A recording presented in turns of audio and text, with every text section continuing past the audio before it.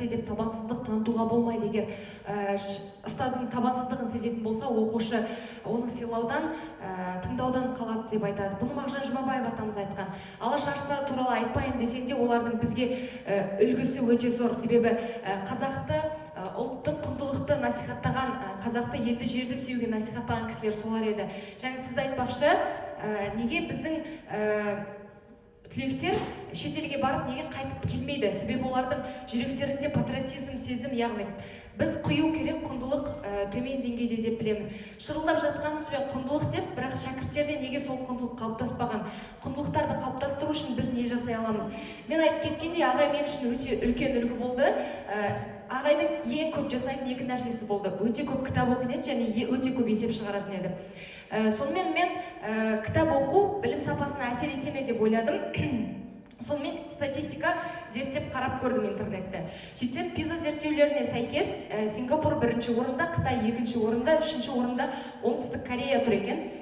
90-95%, мынауда 90-95% және 85-90% арасында тұр.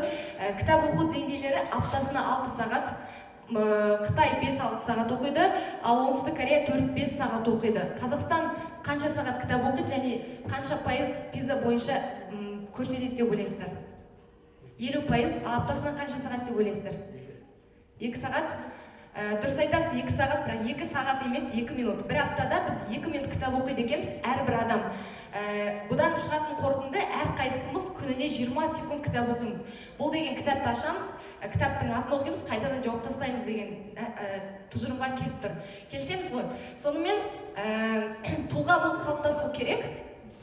Ұстаз бірінші тұлға болып қалыптасу керек.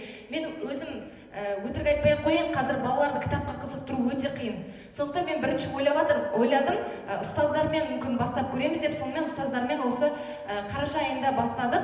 Бірақ мектептегі барлық мұғалімдер қолдағанмен, я дұрыс дегенмен, жасайық деген мұғалім 6 уақыт болды. Қазір біз 9-ға көтерілдік. Сол 6 мұғаліммен кітап оқып бастадық. Балаларда мұғалімдердің бойынан табандылық шынымен байқала бастады. Неге? Себебі бізде шай ішетін уақыт бар, иә? Одан кейін барып кішкене әңгіме айтатын уақыттарымыз бар. Сол уақыттарда біз уже кітап оқи бастадық. Кітап оқыған кезде ол балаға бәрібір әсер етеді екен. Сапа көрсеткішімізді тексеріп көрмедік, 6 ұстаздікі өскен.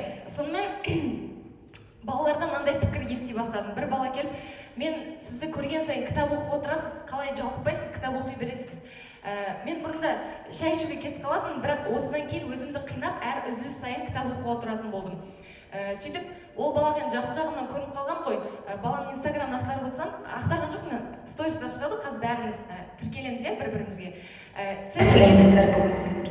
Сіз нені өзгерткіңіз келеді деп бір бала сұрақ қойған. Оған мен егер қайтадан 1-2 жылға кері қайтатын болсам, ағылшын тілін үйренетін едім және көбірек кітап оқитын едім депті.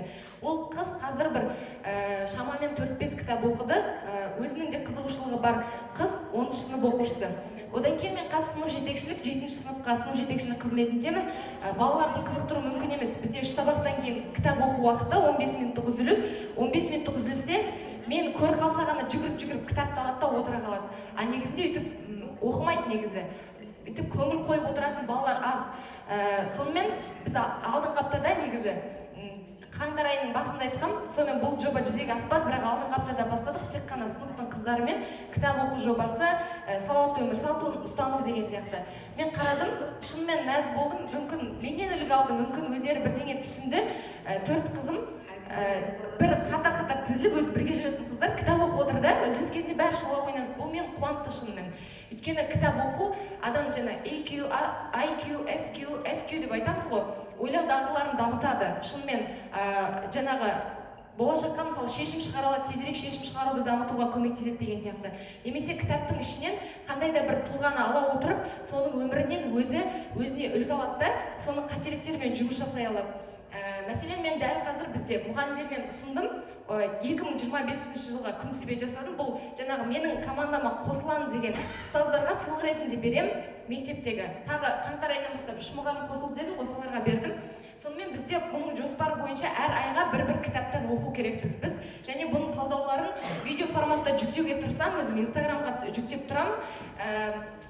Басқа кісілер, мысалы, ұялады видео түсіруге. Олар жазбаша түрде блокноттарына жасап отырады.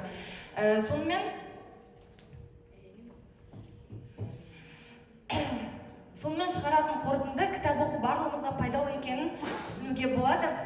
Сыныбымызбен бірге мен жаңағы жоба басталар кезде қаңтар айында сыныппен жұмыс бастадым. Екі түрлі жоба, біреуі жаңағы салауатты өмір салтын ұстану, екіншісі кітап ал деген дүкен бар Алматыда, соның ауылға кітап деген жобасы бар. Соны зерттей келе қарасам, Жетісу облысынан 20 ауыл өзіне кітап жеткізген екен. Соның біреуі Еркін, Бақтыбай болды. Сол жобаны неге біз жүзеге асырмасқа деп алдыңғы аптада мына жобаны жүзеге асырдық. Дүйсенбі күні қолымызға кітаптар тиді. Балалардың қызығушылығы одан әрі артты деп ойлаймын, себебі дәл қазір сол кітаптарды барлық балалар бөліп алып кетті. Ұсынатын қазір балалар телефонда отырамыз ғой көп. Балаларыңызбен бірге мынандай жоба жасасаңыздар болады. Мына жерде мен күнтізбенің астына 3 приложение қойдым. Біріншісі книги деген кітаптар. Бұл жерде сіздің ішіне кірсеңіз қанша уақыт бір күнде кітап оқыдыңыз, сол көрсетіледі. Және де сол кітапты PDF форматта қанша пайызын оқыдыңыз, ол көрсетіледі. Қасында Duolingo. Қазір жаңағы 8 қызымызбен осы Duolingoны ойнап жатырмыз, ағылшын тілін үйренеміз. Қасында Chess Play, бұл шахмат. Бірақ мен шахматты өзім ойнаймын деп айта алмаймын. Мектептегі оқушыларым бір-бірімен жарысып онда ойнап жатыр. Бұл ойлау дағдыларын дамытады. Назарларыңызға рахмет.